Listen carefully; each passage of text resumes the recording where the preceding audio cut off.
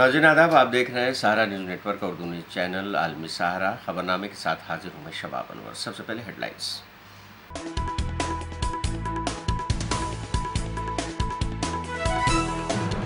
मनीष सिसोदिया की अदालती तहवील में 30 मई तक तौसी। शराब के मुबैना घोटाले में सिसोदिया मार्च 2023 से जेल में है बंद। मरकजी वजीर ज्योतिरादित्य सिंधिया की वालिदा माधवी राजेश सिंधिया का हुआ इंतकाल। एम्स में थी जेर इलाज। मरकजी हुकूमत ने सीए के तहत 14 लोगों को दी हिंदुस्तानी शहरियत। सुप्रीम कोर्ट ने उत्तराखंड के जंगलात में लगी आग पर सख्ती करते हुए मरकजी और रियासती हुकूमत को लगाई फटकार। और अमरीकी रियासत जनूबी डकोटा की गवर्नर ने तरबूज के सुर्ख टुकड़ों की फरोख्त पर पाबंदी की आयत।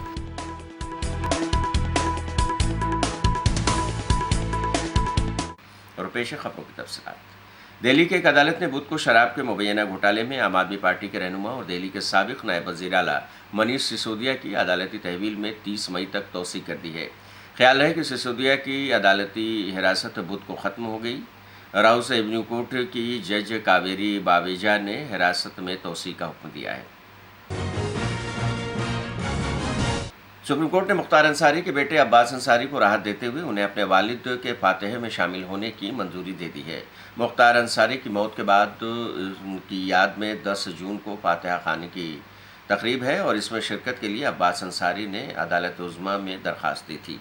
अदालत ने इनकी अर्जी को मंजूर कर लिया है और साथ ही अब्बास अंसारी 11 और 12 जून को एक तय वक्त तक अपने अहल खाना से मुलाकात कर सकेंगे और इस दौरान अब्बास की सिक्योरिटी की पूरी जिम्मेदारी यूपी पुलिस के डीजीपी और ज़िला पुलिस पर होगी। 13 जून को अब्बास अंसारी वापस कासगंज जेल पहुंचा दिए जाएंगे। सुप्रीम कोर्ट ने बुध 15 मई को यूएपीए मामले में दिल्ली पुलिस के जरिए न्यूज़ क्लिक के एडिटर प्रेरर प्रकाश की गिरफ्तारी को गैरकानूनी करार दिया है। इसके साथ ही अदालत ने इनको रिहा करने का हुक्म दिया है। दिल्ली पुलिस ने प्रकाश को न्यूज़ क्लिक में चीनी फंडिंग से हिंदुस्तान मुखालिफ सरगर्मियों के इल्ज़ाम में गिरफ्तार किया था।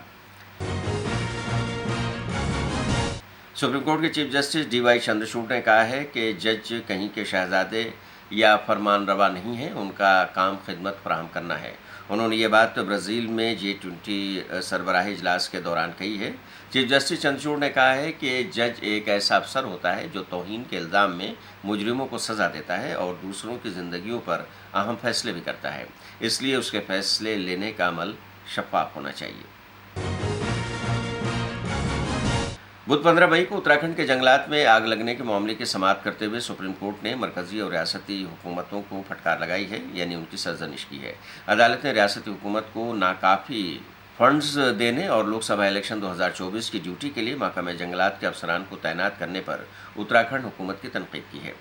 अदालत ने मरकज़ से पूछा है कि उसने रियासत को ज़रूरत के मुताबिक फ़ंड क्यों नहीं दिया। साथ ही रियासती हुकूमत की जानिब से फ़ंड्स के सही इस्तेमाल पर भी सवालात उठाए गए हैं और इसके साथ ही अदालत ने इस बात पर भी नुक्ताचीनी की है कि महकमे जंगलात के एहलकारों को भी इलेक्शन ड्यूटी पर लगाया गया है।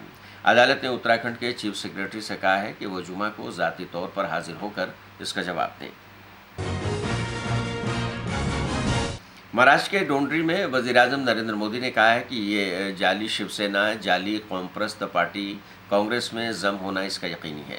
जब ये जाली शिवसेना कांग्रेस में जम हो जाएगी तो मैं बाला साहब ठाकरे को सबसे ज़्यादा याद करूँगा। जो तबाही हो रही है उसने बाला साहब को सबसे ज़्यादा दुख पहुँचाया है। जाली यानी कि फर्जी शिवसेना ने बाला साहब का हर ख्वाब चकनाचूर कर दिया है। अयोध्या में राम मंदिर बनाना बाला साहब का ख्वाब था, इससे सबसे ज़्यादा गुस्सा आता है। साथियों, ये नकली शिवसेना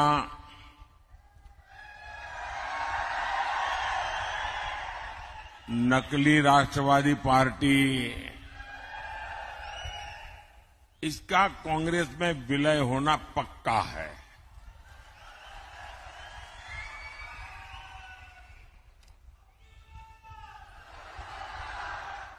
और जब ये नकली शिवसेना का कांग्रेस में विलय हो जाएगा, मुझे सबसे ज्यादा याद बाला साहब ठाकरे की आएगी।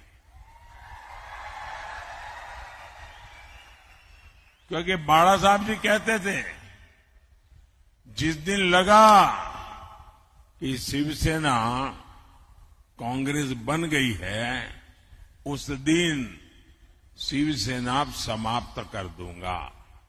मतलब अब नकली शिवसेना का अता पता भी रहने वाला नहीं है। और मुझे लगता है ये जो विनाश हो रहा है, ये बाला साहब को सबसे ज्यादा दुखी करता होगा। साथियों, नकली शिवसेना ने बाला साहब के हर सपने को चूर चूर कर दिया है। बाला साहब ठाकरे का सपना था अयोध्या में भव्य राम मंदिर का निर्माण हो।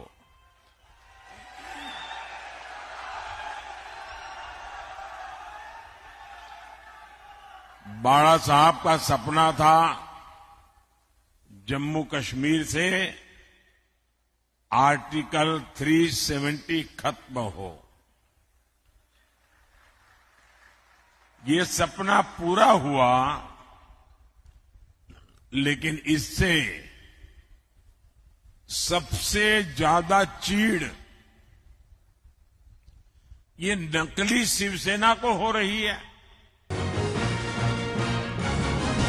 रिजर्वेशन पर पीएम मोदी के रिमार्क्स पर कांग्रेस के सदर मल्लिकार्जुन खड़गे कहते हैं कि हम रिजर्वेशन और आइन को बचाने के लिए लड़ रहे हैं।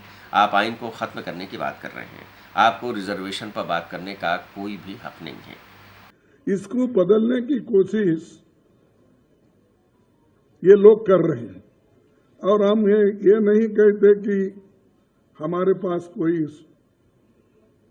कहने के लिए सबूत नहीं है। ये तो पहली बार हमारे आरएसएस के नेता मोहन भागवत ने कहा, अगर हम आएंगे तो बदलाव लाएंगे संविधान में। और दूसरा कहा, हमारे कर्नाटक में हमको 2/3 मेजॉरिटी इसलिए होना है कि हम संविधान को बदलना चाहते हैं। और उत्तर प्रदेश से तो बीजेपी की ओर से इतने आते हैं कि संविधान बदलने की बात इतने बोलते हैं। समाजवादी पार्टी के सदर अखिलेश यादव ने कहा है कि इंतखाबात का चौथा मरहला मुकम्मल हो चुका है। बीजेपी के झूठ अब पहाड़ से उतरने लगे हैं। मैं अपने मीडिया साथियों को मुबारकबाद देता हूं कि 4 जून को आपको भी आज़ादी मिल जाएगी। जब हम बीजेपी के 10 साल के दौर को देखते हैं तो उनके तमाम वादे झूठे निकलते हैं। इंडिया इत्तेहाद को मिलने वाली अवामी हिमायत से ये वाज़ेह है कि बीजेपी सिर्फ 140 सीटों तक ही महदूद रहेगी। चौथे चरण का चुनाव खत्म हो गया है। भारतीय जनता पार्टी का झूठ जितना पहाड़ चढ़ना था, पहाड़ चढ़ चुका है। चोटी से अब उतरना शुरू हो गया है, अब लुढ़कना शुरू हो गया है। उनका काउंटडाउन के साथ साथ माउंटेन डाउन भी शुरू हो गया है।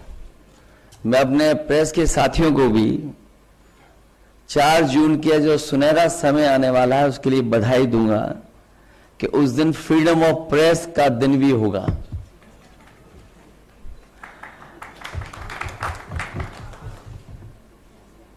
मीडिया मुक्ति और फ्रीडम ऑफ प्रेस का दिन भी 4 जून होगा।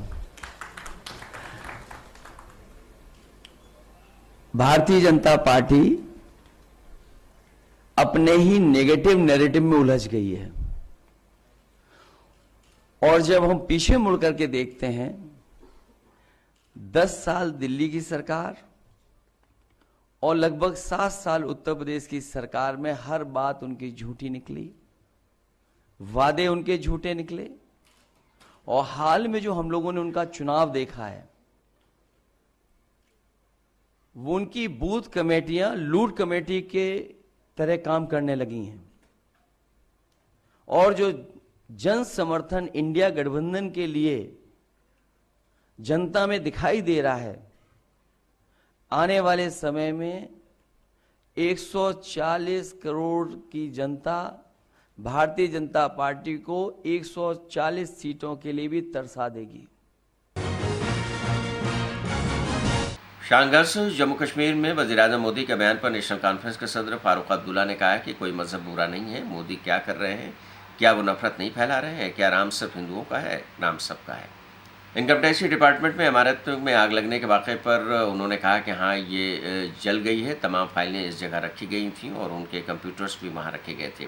वो जानते हैं कि वो खो रहे हैं। ये चीज़ें इस्तेमाल की जाएंगी। कल वज़ारत दाखिला के दफ्तर को आग लगा दी गई। आखिर क्यों? आपने देखा नहीं? वो आपको देखना चाहिए। उसका वायरल हो गया है। उसमें सारे और खासकर उस जगह पे सारी फाइलें रखी गई थी जिन पे इनके रेड हुए थे। उनके कंप्यूटर वहां थे। क्यों जलाए गए? क्योंकि इनको पता है कि हार रहे हैं और कल यही चीजें जो हैं इसका इस्तेमाल होगा। आपका मतलब है कि बीजेपी चोरियां छुपाने के लिए उसको जलाया गया? बिल्कुल छुपाया गया है जी। आपके होम मिनिस्ट्री के दफ्तर में, जिस दफ्तर में सबसे बड़ी फाइलें रखी जाती हैं, उसमें आग लगाई गई। रायबरेली उत्तर प्रदेश में कांग्रेस जनरल सेक्रेटरी प्रियंका गांधी ने कहा है कि जब मुल्क में लोग मुश्किल में होते हैं तो कर्ज लेते हैं, लेकिन मोदी हुकूमत के पास कर्ज मुआफ करने के लिए पैसे नहीं हैं। तकरीबन 2-3 साल पहले रियासत के किसान गन्ने की अदायगी का मुतालबा कर रहे थे क्योंकि गन्ने के लिए 15,000 करोड़ रुपए का बकाया था और उसी वक्त मोदी जी ने 16,000 करोड़ रुपए के 2 हवाई जहाज़ खरीदे, लेकिन किसान को अदायगी नहीं की। उनका इरादा भी यही है। इसलिए अब आपको इस इलेक्शन में यह फैसला करना है कि आप किस किस्म की हुकूमत चाहते हैं। जीने मरने का सवाल होता है। आप तब कर्ज लेते हो और तब भी मोदी जी की सरकार के पास आपके कर्ज को माफ करने के लिए पैसे नहीं हैं। कहते हैं पैसे नहीं हैं। आपको मालूम है, मैं 2-3 साल पहले यहाँ काम कर रही थी यूपी में चुनाव में। उस समय गन्ने का भुगतान पूरे देश भर का 15,000 करोड़ रुपए था। हम लोग चीख रहे थे, चिल्ला रहे थे, हर मंच पे कह रहे थे कि भाई गन्ने का भुगतान दो किसानों को। उस समय किसान आंदोलन भी कर रहा था क्योंकि मोदी जी 3 काले कानून लाए थे। आपको याद होगा, लखीमपुर खीरी में एक मंत्री के बच्चे ने किसानों को 6 किसानों को जीप के नीचे कुचल दिया। 600 किसान शहीद हुए। मोदी जी ने क्या किया? कोई सुनवाई नहीं थी भाई और बहनों। किसानों के पास आए तक नहीं, घर भी नहीं बुलाया। 6 किलोमीटर दूर धरना चल रहा था, बिजली पानी बंद कर दी। उसके बाद 15,000 करोड़ का बकाया था गन्ना का। मोदी जी क्या करते हैं? 2 हवाई जहाज खरीदते हैं अपने लिए 16,000 करोड़ के। 16,000 करोड़ के 2 हवाई जहाज खरीदते हैं कि हम दुनिया में भ्रमण करेंगे, हमें अमेरिका जाना है, इधर जाना है, उधर जाना है, हमें सुविधा मिलनी चाहिए। और किसान के गन्ने का बकाया नहीं दिया। यह है इनकी नियत। अब आपको समझना पड़ेगा कि आपको देश में कैसी सरकार चाहिए। आपको ऐसी सरकार चाहिए जो अच्छी नीतियां बनाए आपके लिए, या आपको ऐसी सरकार चाहिए जो बड़े बड़े खरबपतियों के लिए नीतियां बनाए और आपको छोड़े खाई में? ये आपको तय करना है इस चुनाव में, क्योंकि इस चुनाव में सिर्फ आपके भविष्य की बात नहीं है, पूरे देश की भविष्य की बात है। जेडीयू के लीडर और साबिक रुकन असेंबली पूनम देवी ने पार्टी के इब्तदाई रुकनियत से इस्तीफा दे दिया है और वो कांग्रेस में शामिल हो गई हैं। बिहार कांग्रेस के रियासती सदर अखिलेश सिंह की मौजूदगी में उन्होंने पार्टी की रुकनियत हासिल की। इस मौके पर पूनम सिंह ने महंगाई और बेरोजगारी के हवाले से मोदी सरकार पर सख्त नुक्ताचीनी की। पूनम देवी ने कहा कि इस मुल्क की हिफाजत के लिए हमें यकजा होना चाहिए। मरकजी वजारत दाखिला ने सीए के तहत शहरियत के सर्टिफिकेट का पहला सेट जारी किया है। सीए के पहले सेट के तहत मरकजी हुकूमत ने 14 लोगों को हिंदुस्तान की शहरियत फराहम कराई है। मरकजी दाखिला सेक्रेटरी अजय कुमार भल्ला ने नई दिल्ली में पहले 14 लोगों को सीए के तहत शहरियत के सर्टिफिकेट हवाले किए। इस दौरान सेक्रेटरी डायरेक्टर ऑफ पोस्ट्स यानी कि IB, registrar general of India और सीनियर अफसरान मौजूद थे। मरकजी वजीर ज्योतिरादित्य सिंधिया की वालिदा औरान जहानी माधव राव सिंधिया की अहलिया माधवी राजे सिंधिया का जुमरात को एम्स नई दिल्ली में इलाज के दौरान इंतकाल हो गया। सिंधिया शाही खानदान की नुमाइंदा माधवी राजे सिंधिया की उम्र 70 वर्ष थी। वो तकरीबन 3 माह से जेर इलाज थी। माधवी राजे सिंधिया के इंतकाल पर मध्य प्रदेश के साबिक वज़ीर आला और बीजेपी लीडर शिवराज सिंह चौहान ने कहा है कि मैं उनके कदमों में खिराजे अकीदत पेश करता हूँ के चरणों में श्रद्धा के सुमन अर्पित करता हूं। 90 दिन तक उन्होंने संघर्ष किया और अंततः हमारे बीच से चली गई। वो सक्रिय राजनीति में नहीं थी, लेकिन ग्वालियर की जनता की चिंता उन्होंने सदैव की। स्वर्गीय महाराज के बाद परिवार को संभाला और आदरणीय ज्योतिरादित्य सिंधिया जी के मार्गदर्शक के रूप में भी उनको सहारा दिया। मैं ऐसी स्नेहमयी राजमाता जी के चरणों में अपने श्रद्धा के सुमन अर्पित करता हूं। भगवान दिवंगत आत्मा को शांति दें, अपने श्री चरणों में स्थान दें और आदरणीय ज्योतिरादित्य सिंधिया जी सहित संपूर्ण परिवार को और उनके सभी अनुयायियों को ये गहन दुख सहन करने की क्षमता दे।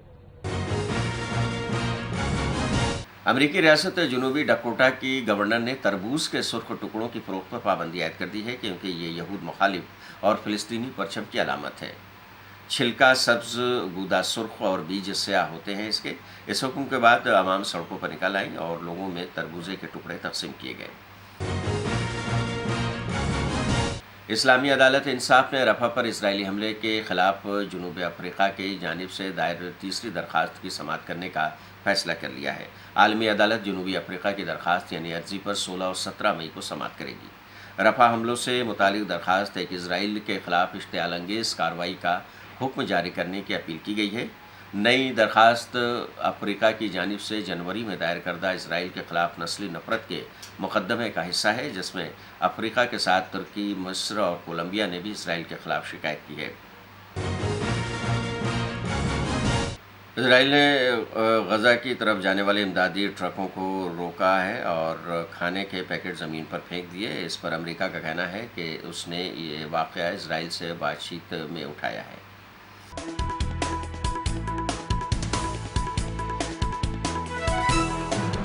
मनीष सिसोदिया की अदालती तहवील में 30 मई तक तौसी। शराब के मुबैना घोटाले में सिसोदिया मार्च 2023 से जेल में है बंद।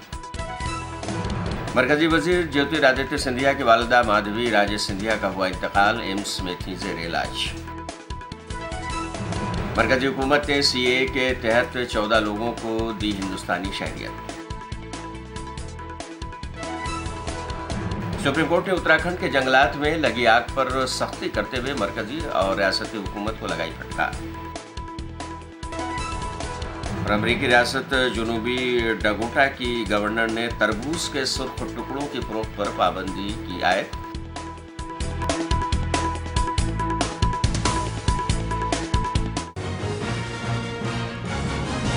तो नाज़रीन, ये था खबरनामा। फिलहाल दीजिए इजाजत, लेकिन आप देखते रहिए 24 घंटे का उर्दू न्यूज़ चैनल आलमी सहारा। सारा प्रणाम।